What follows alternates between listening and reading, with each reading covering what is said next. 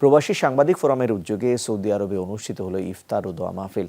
রাজধানী রিয়াদের একটি রেস্তোরাঁয় করা হয় এই আয়োজন, যাতে সভাপতিত্ব করেন সৌদি আরব প্রবাসী সাংবাদিক ফোরামের সভাপতি মোহাম্মদ আবুল বশির এবং যৌথ সঞ্চালনা করেন সংগঠনের সাধারণ সম্পাদক সোহরাব হোসেন লিটন এবং সাংগঠনিক সম্পাদক আরিফুর রহমান।